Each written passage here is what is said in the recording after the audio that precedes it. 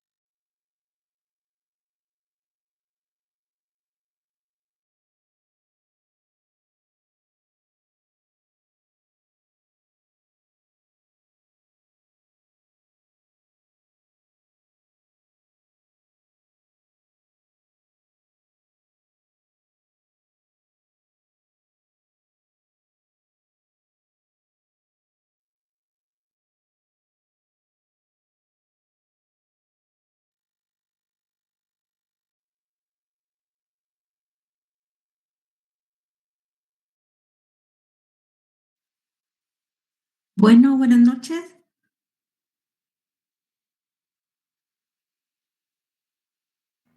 Buenas noches, licenciada. Buenas noches, licenciada. Buenas noches, licenciada. ¿Sí me escuchan? Sí, Claro licenciada. y fuerte, Ok. licenciada. Ok. Bueno, la clase pasada estuvimos repasando un poquito y quiero terminar de hablarles el tema para que podamos comprender todos lo que hemos hablado en las distintas clases, ¿verdad?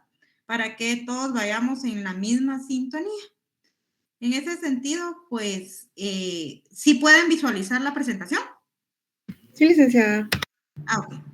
Igual ya se las envió Jennifer al Correcto, al chat. compartido. Ok. Bueno, en el caso del derecho colectivo hay ciertos instrumentos de normación colectiva, dentro de los cuales tenemos los contratos colectivos. Ustedes en su laboral, cuando vieron el tema específico de sindicatos, contratos, pactos en general, pues vieron a qué se refería cada uno de ellos. Por ejemplo, los contratos colectivos son los que se celebran con los sindicatos de trabajadores o sindicatos de patrono, es un contrato, por eso se llaman colectivos, porque son celebrados a través del sindicato. Ustedes pueden ver la definición de qué es un contrato colectivo en el artículo 38 del Código de Trabajo. No voy a darle tantas vueltas a esto porque entiendo que esto ya lo vieron en una clase pasada. Pactos colectivos de condiciones de trabajo son aquellos acuerdos a los que llegan y son un instrumento legal que contiene todos los acuerdos sobre beneficios económicos y sociales a favor de los trabajadores de un centro de trabajo. También tenemos los convenios colectivos de condiciones de trabajo, que a diferencia de pactos no son como una ley en sí profesional, pero sí se hace un convenio distinto, por eso se separan del pacto. También los reglamentos interiores de trabajo, que son la normativa específica en ciertas instituciones y en ciertos centros de trabajo, donde el patrono pone las reglas del juego, es decir, pone todas aquellas normas que van a regir la relación laboral, que puede incluirse en un reglamento interior de trabajo, la jornada laboral, puede incluirse los permisos que se van a conceder, puede incluirse las faltas o las conductas que constituyen falta, puede incluirse quiénes son los trabajadores de confianza, es decir, todas las reglas del juego que pone el patrono hacia los trabajadores. La sentencia arbitral, que es, por así decirlo, la resolución final a un proceso arbitral. Esto lo vamos a ver más adelante y poco a poco para que ustedes entiendan cómo nace la sentencia arbitral. La sentencia arbitral no puede nacer solo porque sí, sino para eso se tiene que llevar a cabo todos los procesos, el proceso colectivo que se establece en el Código de Trabajo. Por eso la sentencia es la culminación de todo el proceso que dentro de este curso nosotros vamos a estudiar. También, como ya lo hablamos, esto lo vimos en la clase pasada, las formas de organización colectiva, voy a adelantarme a esta diapositiva para no irnos quedando atrás o solo repitiendo. Los principios, en algún momento hablamos de principios, pero hablamos de principios generales del derecho de trabajo en su momento, que son los que están contenidos en el considerando cuarto del Código de Trabajo. Nosotros hablábamos en sí de esos principios y también yo les hablé de los principios específicos de el derecho de trabajo y algunos principios de el proceso. Pero ahora ya estamos entrando en materia completamente a nuestra clase y vamos a hablar de los principios rectores del proceso colectivo como tal. En ese sentido, pues, tenemos que saber que dentro de un proceso colectivo, a diferencia de un juicio que solo está promoviendo un trabajador, todos los días y horas son hábiles. ¿Qué significa esto? De lunes a domingo cuentan como días. Cuando a ustedes les notifican y les fijan un plazo, tienen que contar sábado y domingo. En los juicios, por así decirlo, de derecho individual del trabajo, no aplica que todos los días y horas son hábiles, sino se rige por lo establecido en la ley del organismo judicial en cuanto a que se computan, en este caso, solo por así decirle, los días de lunes a viernes, ¿verdad? La finalidad es que las controversias se resuelvan lo más pronto posible. Por eso es que el derecho colectivo contempla que dentro del proceso que se lleva a cabo cuentan todos los días del año, incluyendo días, por así decirlo, de feriado o de asueto. Combinación del conocimiento en las primeras etapas por un juez unipersonal, luego la conciliación la conoce el tribunal pluripersonal y finalmente pasa nuevamente al control jurisdiccional del juez unipersonal para conocer y pronunciarse en torno a la huelga, declarando si es legal, ilegal, justa o injusta. ¿Cómo está esto? ¿Qué significa eso? Cuando ya les expliqué y hablamos abundantemente sobre el tema de cuando los trabajadores plantean sus peticiones ante el patrono, él tiene 30 días para poder dar una respuesta y si no, ellos acuden al juzgado a plantear su conflicto colectivo. ¿Por qué dice combinación del conocimiento de las primeras etapas por el juez unipersonal? Porque el planteamiento del conflicto colectivo se hace ante un juez unipersonal. Ahí aún no se ha constituido el tribunal de conciliación. En este momento es solo cuando el juez previene al patrono para que no haga ciertas actitudes o no tome ciertas actitudes y de lo contrario le impondrá una multa. Como ya vimos, el tribunal de conciliación se va a conformar no solo por el juez del organismo judicial, sino se va a conformar por un representante del patrono, uno del trabajador y los suplentes correspondientes. Entonces, ya en la fase de la conciliación, ya se convierte en un tribunal pluripersonal que tiene muchas personas. Finalmente, bueno, este proceso no es que lleguemos solo a la conciliación. Si conciliamos, pues se llega a un arreglo, por así decirlo, y ahí queda. Pero si no conciliamos, tenemos que continuar con el proceso y ya se puede hablar de un pronunciamiento sobre la huelga. Ese pronunciamiento lo va a hacer solo el juez, porque el juez es el único que puede dictar resoluciones. En este caso, una resolución judicial propiamente dicha. El Tribunal de Conciliación puede dictar o puede levantar actas y demás sobre lo que se platique dentro de la conciliación, pero cuando se va a hablar sobre la legalidad, ilegalidad, justicia o injusticia de la huelga, tiene que ser un juez unipersonal del organismo judicial. El juez de trabajo puede conocer de oficio al constarle el despido de un trabajador en un centro de trabajo emplazado, ordenando inmediatamente la reinstalación. Sucediendo lo mismo cuando se despide a un trabajador que participa en la formación de un sindicato. Bueno, en este caso, no crean que el juez va a estar al tanto de a quién despiden y a quién no, porque eso no es posible, no es materialmente imposible.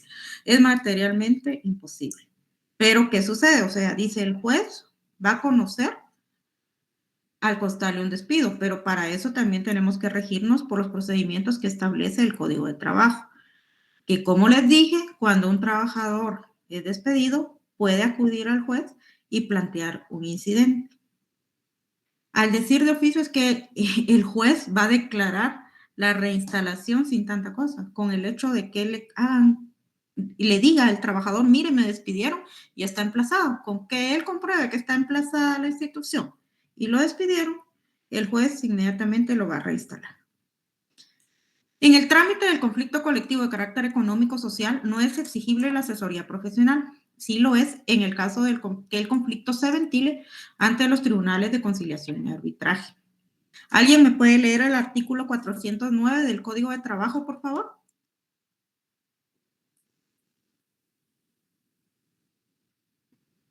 ¿Algún voluntario o yo voy a decir quién? Buenas noches, licenciada. ¿Le puedo colaborar? Sí, gracias. Dice capítulo 4, disposiciones comunes a los procedimientos de conciliación y arbitraje, artículo 409. Ante los tribunales de conciliación y arbitraje y con asesoría de abogado, las partes deben comparecer personalmente o ser representadas. A, por parientes dentro de los grados de ley o abogados, si se tratare de patronos individuales. B, por compañeros de labores, si se tratare de trabajadores. Y C, por sus directores, gerente o empleados superiores con poderes suficientes, si se tratare de personas jurídicas emplazadas como el patrono. En todo caso, los comparecientes deberán acreditar su calidad. Entonces ahí ya nos dicen las reglas, en este caso que no pueden ir solitos en cierta forma, eso dice el artículo. Le dice quiénes lo pueden acompañar, pero no pueden ir solos, por así decirlo. Permítame, no miro acá si alguien me está hablando. No, bueno. En este caso, seguimos. La integración de los tribunales de conciliación y de arbitraje se integran con un juez de derecho, abogado y dos jueces legos o de hecho. ¿Qué significa esto? El juez de derecho es el juez nombrado por el organismo judicial, que un requisito para ser juez es ser abogado, ¿verdad? Y los jueces legos o de hecho, como ya lo hablamos, serán los representantes de los trabajadores y los representantes de los patronos. Entonces, ellos son, por tanto, no necesariamente tienen que ser abogados. Le puedo decir, puede haber un representante del trabajador o del patrono que tengan la calidad de abogado, pero el hecho de ser abogado no quiere decir que tenga la calidad de juez del organismo judicial, ¿verdad? Porque para ser juez se necesita pasar un curso, un proceso ante la Corte Suprema de Justicia y demás, que sea juramentado y toda la situación, cumplir requisitos según la ley de la carrera judicial. Después, no es vinculante lo resuelto por el Tribunal de Conciliación con el procedimiento de huelga. Sí lo es con respecto a la sentencia que deba dictar. El artículo que leyó la compañera es el 409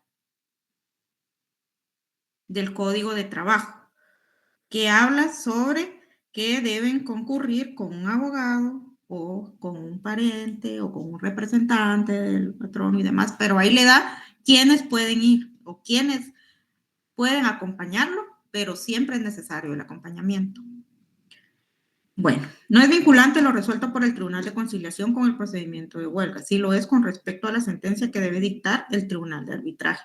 Es decir, aquella resolución del Tribunal de Conciliación que se denomina pliego de recomendaciones que hace a las partes y que servirán de base para el Tribunal de Arbitraje resuelva. ¿Por qué? Un Tribunal de Conciliación, pues como su nombre lo dice, conciliar tiene que ser voluntario. Conciliar no puede ser obligatorio. Una conciliación es el llamado a ambas partes a llegar a un acuerdo conforme a ciertos consejos o a ciertos, por así decirlo, recomendaciones que les puede dar el juez, que solo va a mediar, pero no va a obligarlos a nada. En cambio, en la sentencia de arbitraje, si es al ser una sentencia, es obligatoria y debe ser cumplida. Ahí sí debe ser cumplida. El Tribunal de Arbitraje puede fallar más allá de lo pedido. Es decir, si considera que hay algún aspecto más allá sobre el que decidir, puede tocarlo.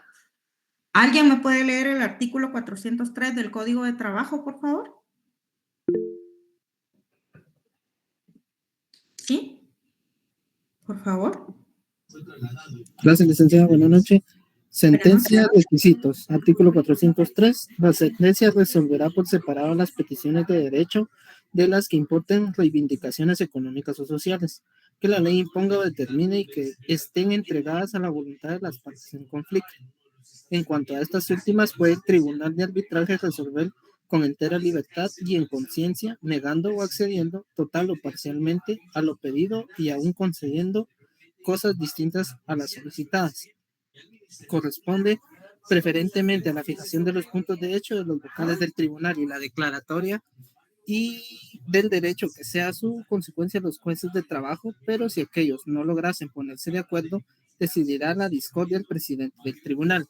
Se dejará constancia especial por separado en el fallo de cuáles han sido las causas principales que han dado origen al conflicto, de las recomendaciones que el tribunal hace para subsanarlas y evitar controversias similares en el futuro y, en su caso, de las omisiones o defectos que se noten en la ley o los reglamentos aplicables.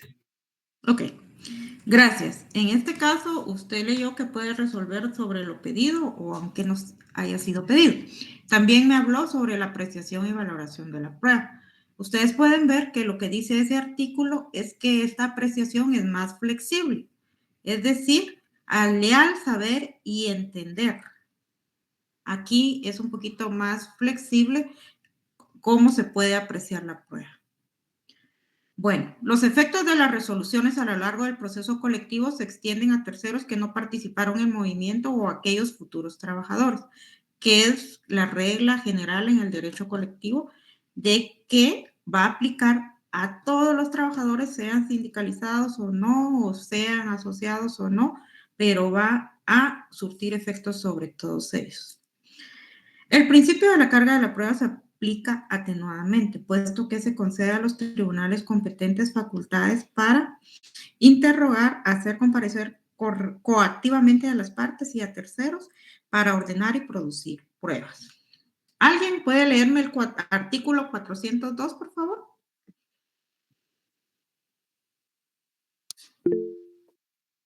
Sí, gracias, por favor. Buenas noches, licenciada. Artículo Buenas noches. 402. El Tribunal de Arbitraje, dentro del plazo previsto en el artículo anterior, oirá a los delegados de las partes separadamente o en comparecencias conjuntas, haciendo uso de la facultad que le otorga el artículo 388. Interrogará personalmente a los patronos y a los trabajadores en conflicto sobre los puntos que juzgue necesario aclarar. De oficio o a solicitud de los delegados ordenará la evaluación rápida de las diligencias que estime convenientes, incluyendo las de prueba y, si lo considerare oportuno, recabará dictamen técnico económico del Ministerio de Trabajo y Previsión Social sobre las diversas materias sometidas a su resolución o sobre alguna o algunas de ellas. Ok. ¿Ustedes han visto, si ustedes han estado en algún juicio o han demandado a alguien y demás? Ustedes se dan cuenta, por ejemplo, en el tema laboral, cuando ustedes demandan dentro de su demanda, ustedes ponen sus pretensiones, ponen sus pruebas, pero el juez no va a pedirles o no va a interrogar más de lo que ustedes pusieron en el interrogatorio de testigos, no va a decir, agregue este documento, si usted no lo puso en la demanda, pues ya, por así decir, perdió la oportunidad de poder diligenciar esa prueba. En este caso, en el derecho colectivo, sí, el juez sí puede, por así decir, preguntar. Juan Luis Palencia. Gracias, licenciada. Buenas noches. En el Buenas caso noches. cuando hay confesión judicial, allí en ese momento todavía se puede ampliar la demanda o ya no. ¿Cómo así? Mira, pues, le comento. Cuando está en un juicio individual, hay ciertas fases del proceso. El juicio individual, usted presenta su demanda.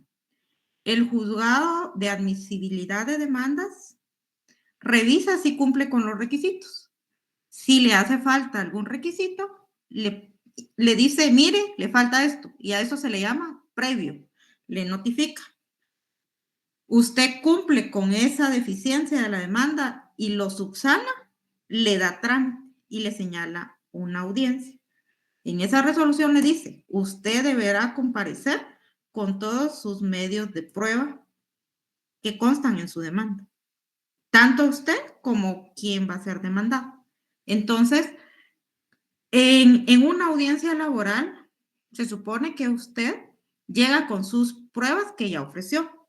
Puede ampliar su demanda, pero solo lo puede hacer en la fase procesal oportuna. ¿Cuál es?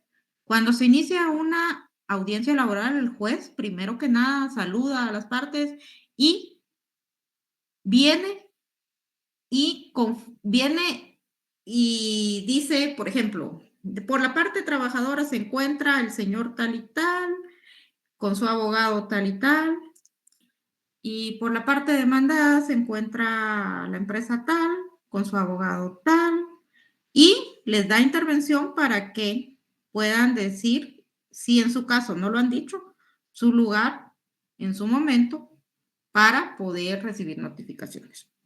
Posteriormente, dice, se da por abierta la audiencia y demás, y les da la oportunidad al actor o a quien demanda para que amplíe o modifique su demanda. Ese es el momento en el que se puede agregar pruebas. Si usted se le olvidó poner en la demanda un documento, en ese momento lo debe hacer. Por su parte, el demandado, cuando usted ya amplió su demanda, le dicen, bueno, entonces no sé si usted quiere contestar de una vez o va a pedir el plazo de ley que establece el Código de Trabajo.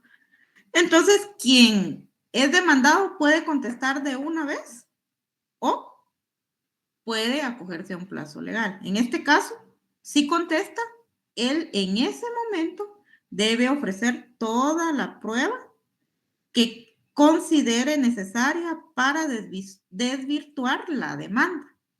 Entonces le digo, son etapas claras y específicas para poder incorporar. Usted me dice una declaración de parte. Eso quiere decir que ya estamos dentro de la etapa de diligenciamiento de prueba. Primero está cuando le dan para que usted amplíe la demanda, cuando le dan al demandado para que conteste, una vez, digamos, presentada la demanda o ampliada y contestada, ya no podemos retroceder a incorporar más medios de prueba. Si ya estamos en la confesión judicial o ya presentó usted preguntas para ser formuladas, ahí ya no se puede retroceder e incorporar más pruebas. Se puede hacer al inicio de la audiencia como actor. No sé si esa era su pregunta. Sí, licenciada, muchas gracias. Ok. Bueno, entonces ahora vamos a ver los caracteres del proceso colectivo.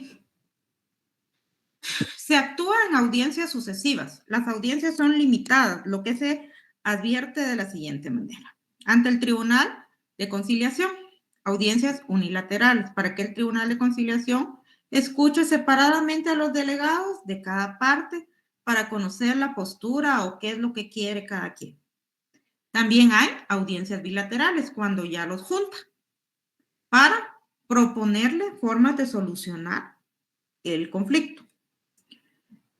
También ante el juez de trabajo unipersonal, audiencias para obtener la declaratoria de justicia o injusticia de la huelga, que eso solo lo puede hacer el juez nombrado por el organismo judicial.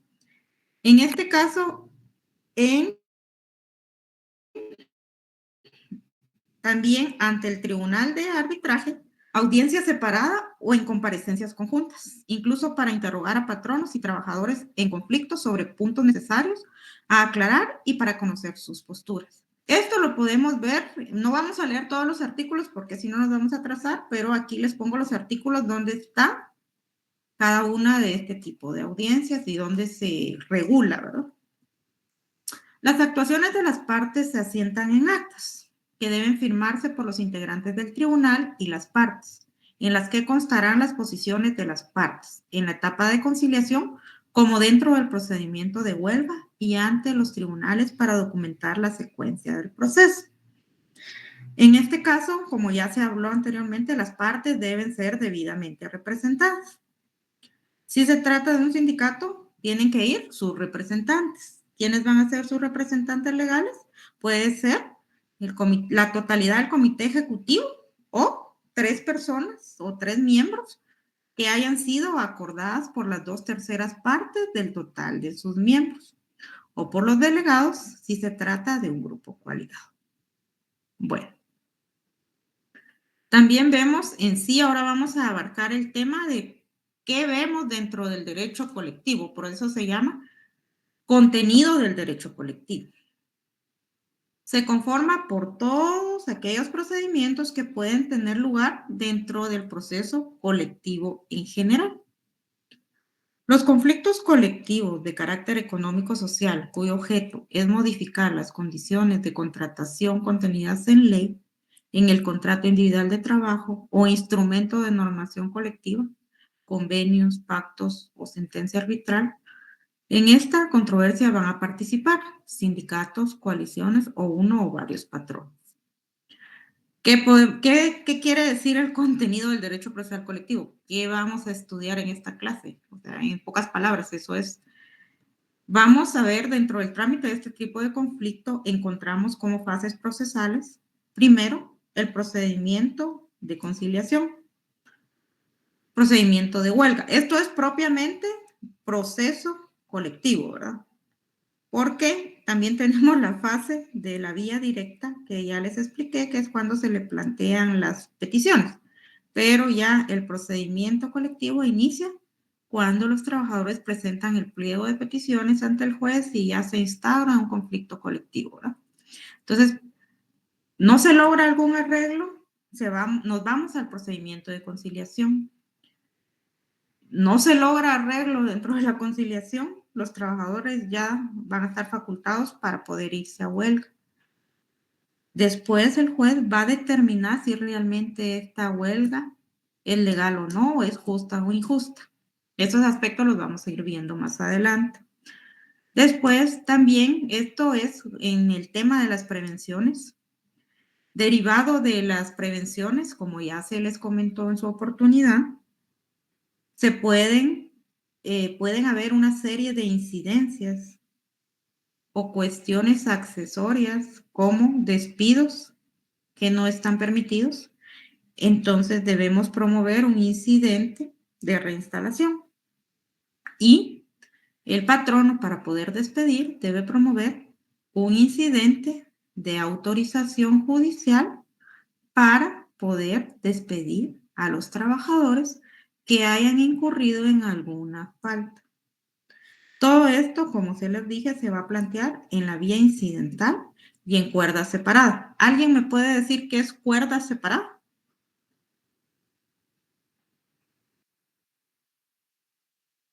¿Alguien tiene idea qué significa cuerda separada? Dice En vía otro incidental. proceso.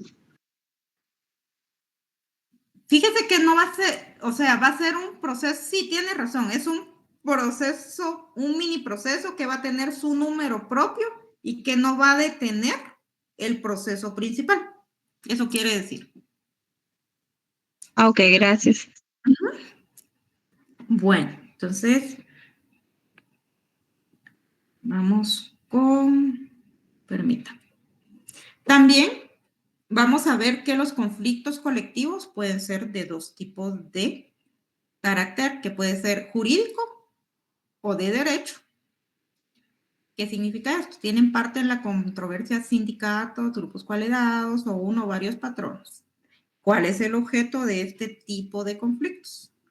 Obligar el cumplimiento de los derechos establecidos en los instrumentos de normación colectiva, es decir, pactos, convenios y sentencia arbitral, que son inobservados por alguna de las partes.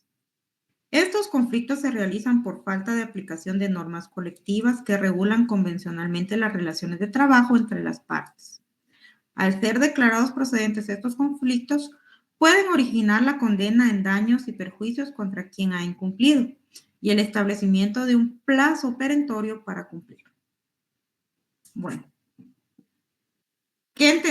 ¿alguien me puede decir qué entendió por esto? ¿Qué es un conflicto de carácter jurídico? Bueno, entonces voy a escoger quién me va a decir. Vamos con Melissa Chaikov.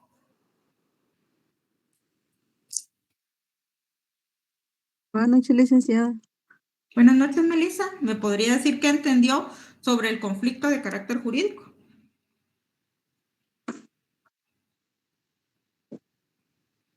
Como dice ahí, ¿verdad, licenciada? Que tienen parte en las controversias entre los sindicatos o grupos coligados.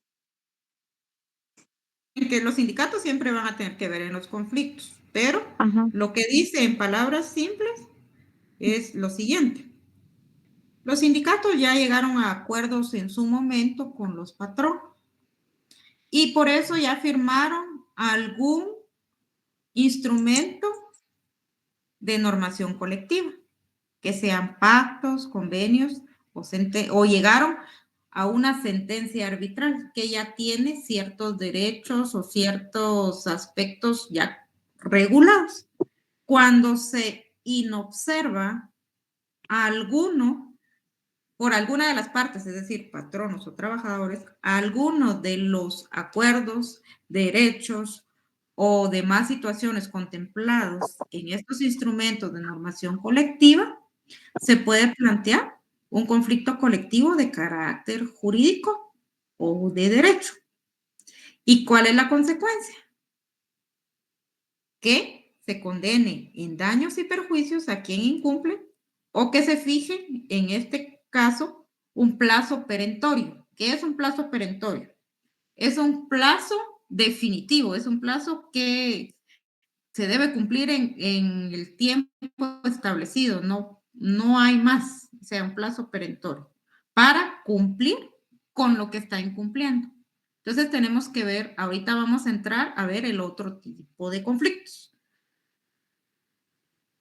Vamos al siguiente, que sería, también tenemos los conflictos colectivos de carácter económico y social.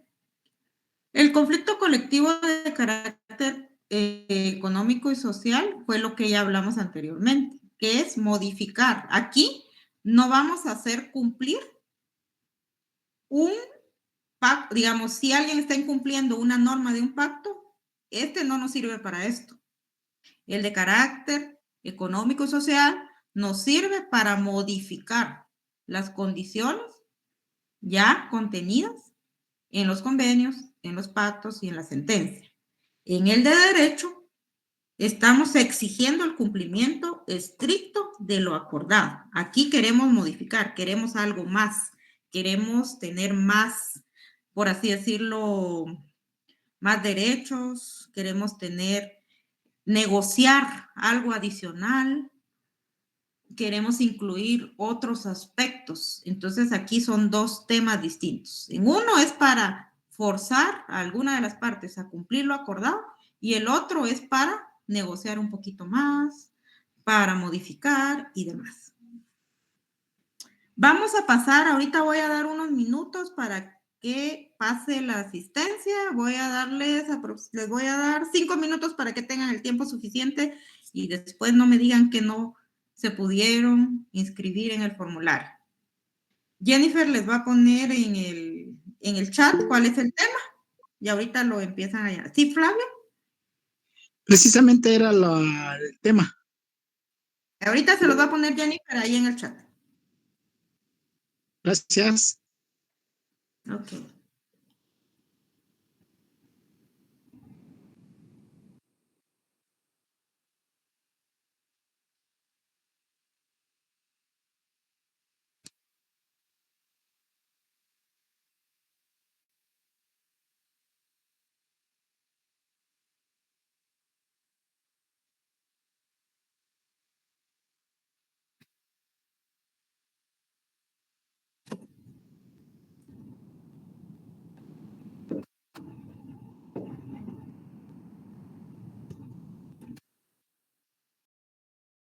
Ligra, disculpe, buenas tardes. Fíjese que me sacó el celular y ahorita volví a entrar, pero ya no puedo ver la asistencia.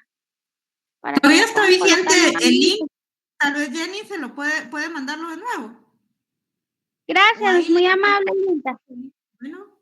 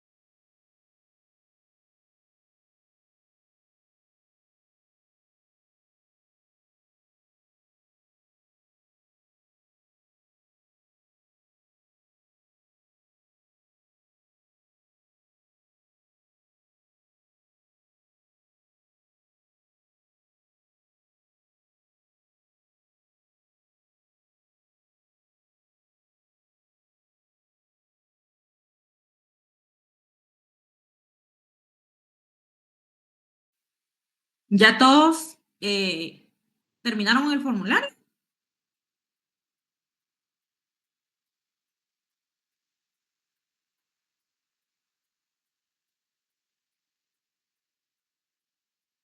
Ok.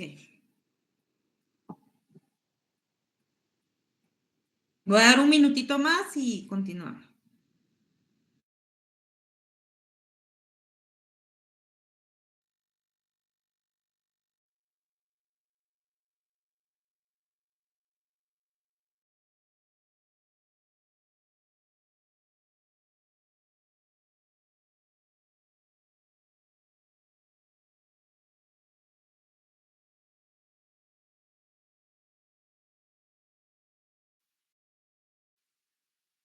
Bueno, tenía 116 en toda la clase y ahorita tengo 119. Hay 3 que se me acaban de conectar, pero bueno.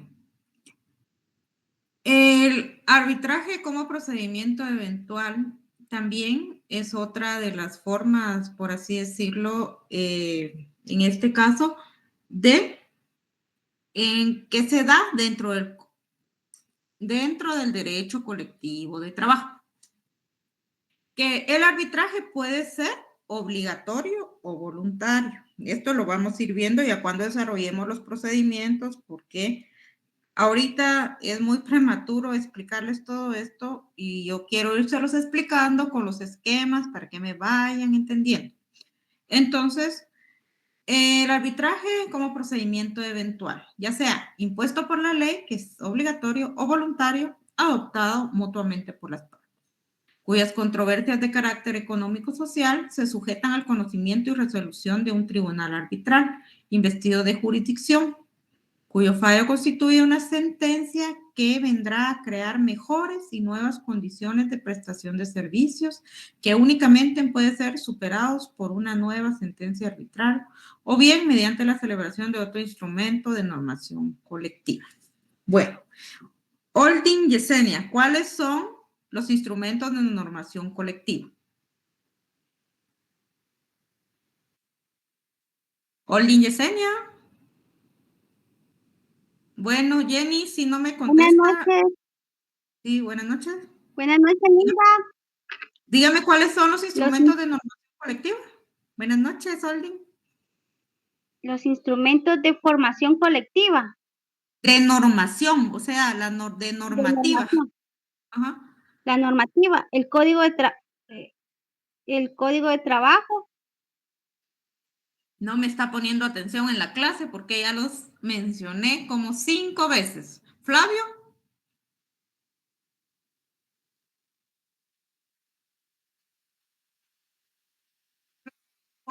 ¿Me puede decir cuáles son?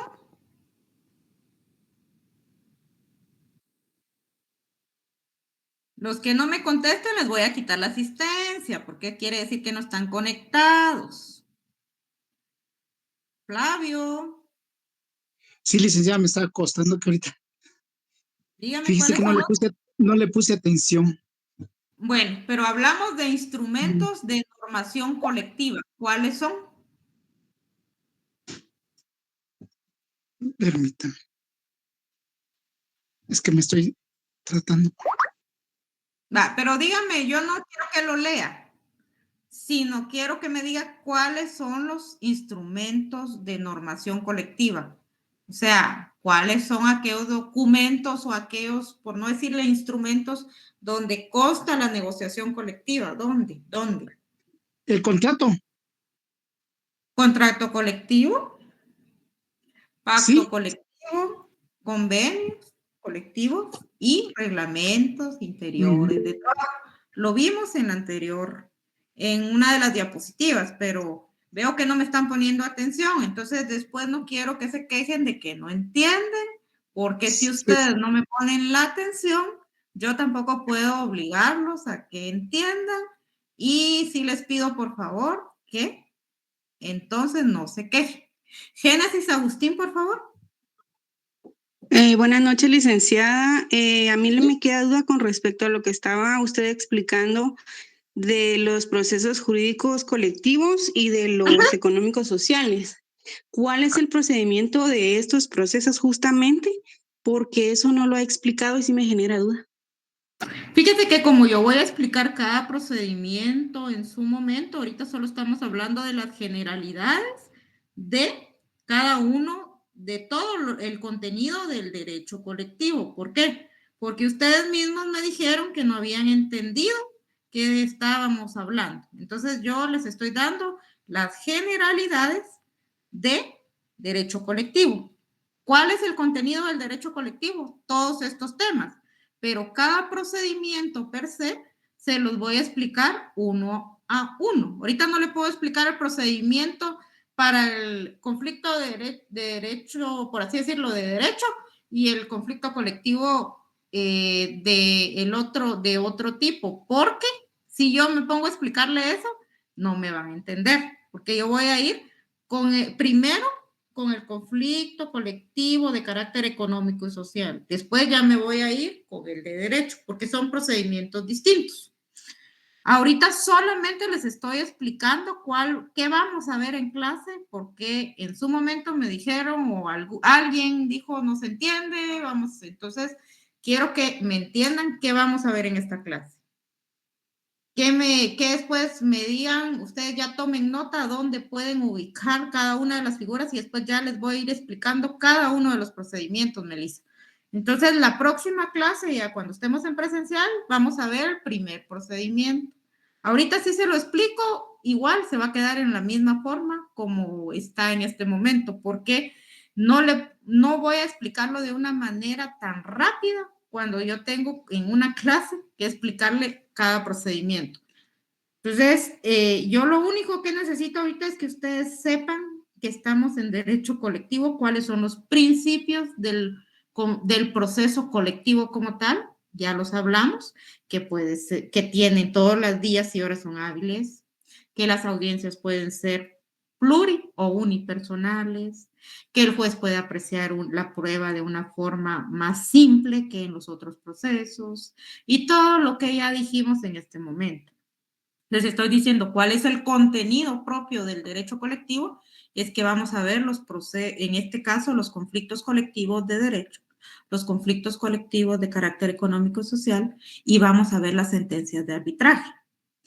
Ahorita no me puedo poner yo a decirle cuál es la sentencia de arbitraje, porque no me van a entender. Para llegar a la sentencia de arbitraje tenemos que pasar por todo el proceso, desde iniciar un conflicto de carácter económico-social. Si no lo logramos arreglar, por así decirlo, no llegamos a un arreglo, nos pasamos a constituir el tribunal de conciliación.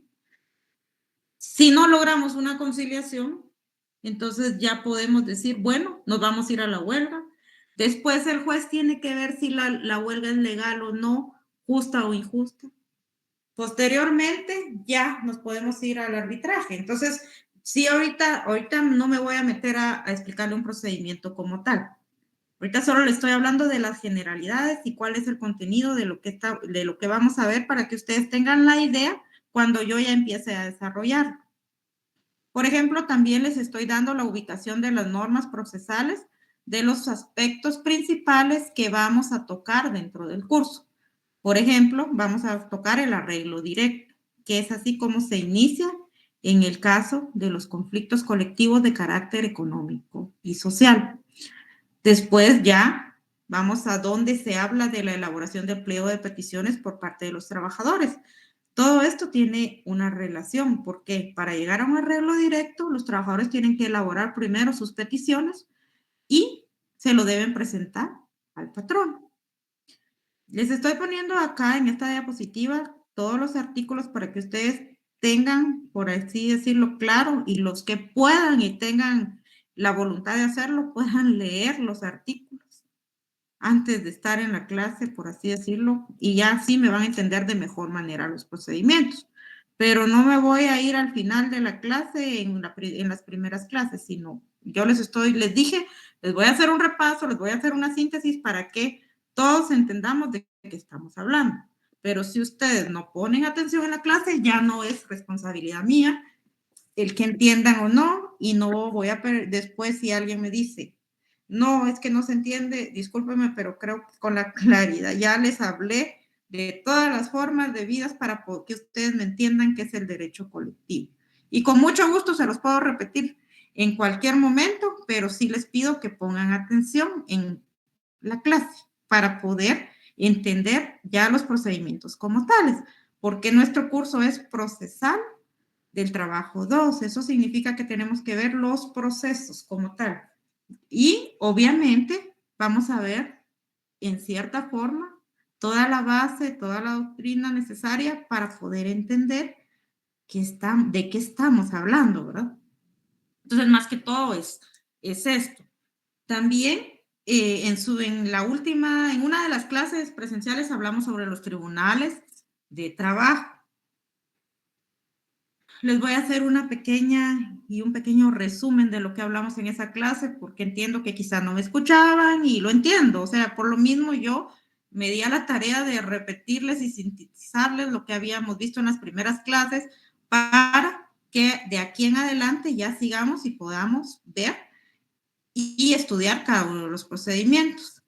Jenny, necesito que me mire quiénes están conectados y quiénes no, de los que tomaron asistencia, los que no, les borra la asistencia, por favor.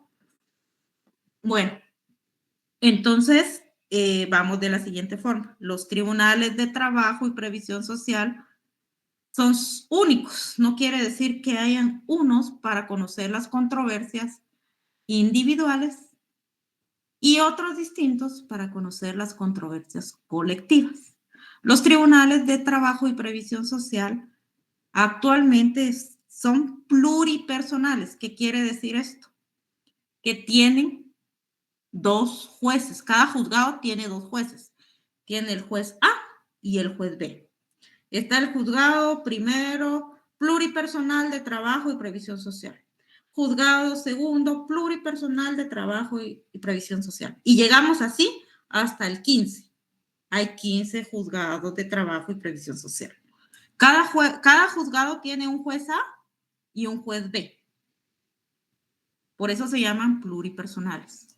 Ellos pueden conocer y tienen competencia para conocer los conflictos individuales de trabajo. También tienen competencia para conocer los conflictos colectivos de trabajo. También les hablé en su momento que en la organización de los juzgados de trabajo existe un centro administrativo de gestión, que es un área administrativa dentro de la organización de los tribunales que tiene como función la recepción de las demandas, asignarles un número de proceso y un juzgado de admisibilidad de demandas. Aparte de los juzgados pluripersonales de los que ya hablamos, que están del 1 al 15, hay juzgados de admisión de demandas, que ellos solo van a encargarse de revisar si sus demandas cumplen con los requisitos. Si no cumplen con los requisitos, entonces van a fijarles previos. Ya una vez ustedes subsanados los previos, les va a decir qué juzgado de esos 15 va a conocer su caso. En ese sentido, es una repartición sistemática. El sistema le va a ir diciendo qué juzgado le toca. No es una repartición que usted pueda decir, yo quiero el juzgado tercero y entonces al juzgado tercero se va. No. Bueno, en general, los juzgados de trabajo están de esa forma. Centro Administrativo de Gestión Laboral recibe las demandas, les asigna número. Los juzgados de admisión revisan las demandas que cumplen con los requisitos. Una vez cumplidos, los remiten a los juzgados pluripersonales de trabajo y previsión social. Esos son los juzgados que conocen en primera instancia. También están las salas de la Corte de Apelaciones de Trabajo y Previsión Social. ¿Qué significa esto? Que los juzgados, que las resoluciones que se dictan en primera instancia pueden ser revisadas por los de segunda instancia, que son las salas de trabajo y previsión social. En este caso, en Guatemala tenemos 6 salas de trabajo que van a revisar las resoluciones de los jueces pluripersonales. Eso es en el derecho individual. En el derecho colectivo, como ya lo vimos, estos mismos jueces pueden conocer de los procesos colectivos. Como lo vimos en su momento, los trabajadores, cuando el patrono no les hace caso o ellos le plantean sus peticiones y no les da respuesta en el plazo de 30 días, ellos están facultados para acudir a un juez de trabajo. Aquí no va a ser el Tribunal de Conciliación, sino aquí va a ser cualquiera de estos 15 jueces pluripersonales quienes le van a recibir el pliego de peticiones. Y usted va a plantear un conflicto colectivo de carácter, en este caso, económico y social, porque usted no le contestaron sus pretensiones, el patrono dentro del plazo establecido en ley.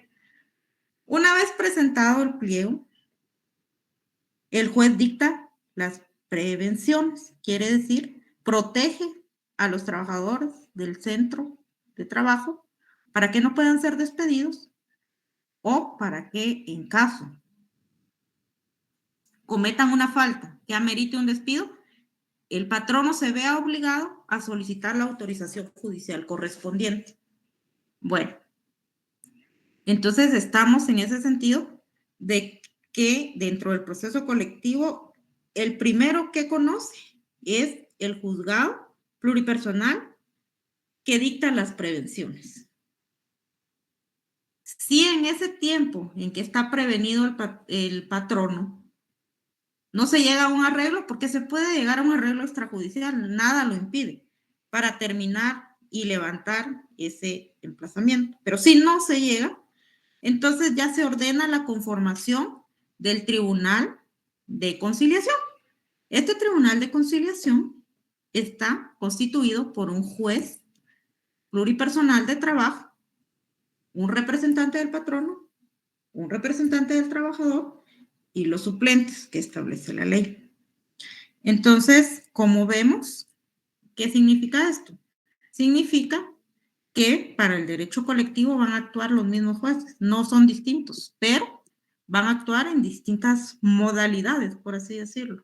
Van a conformarse tribunales, en este caso, con otros actores que no actúan dentro de las controversias individuales.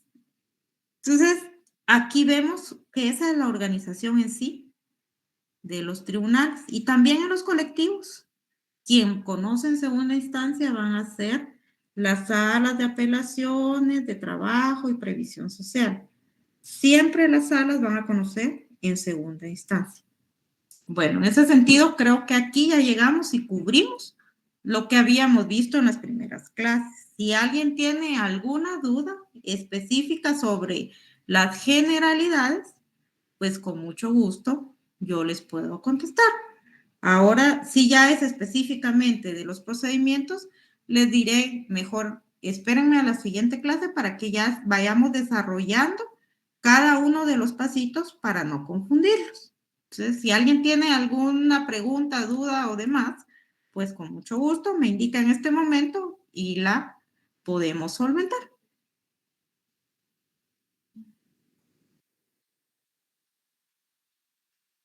No sé si alguien tiene alguna duda.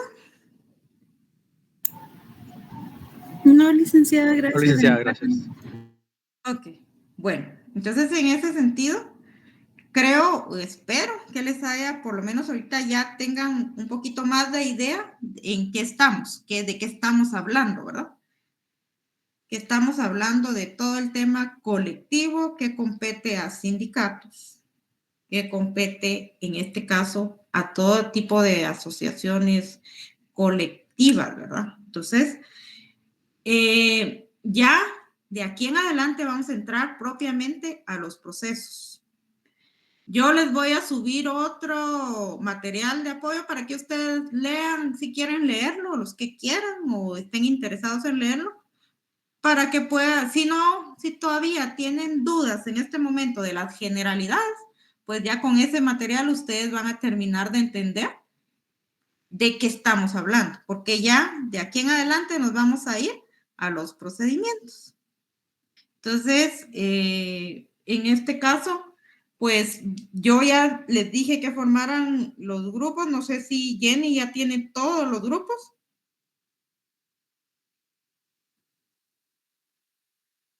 Jennifer, ¿está por ahí?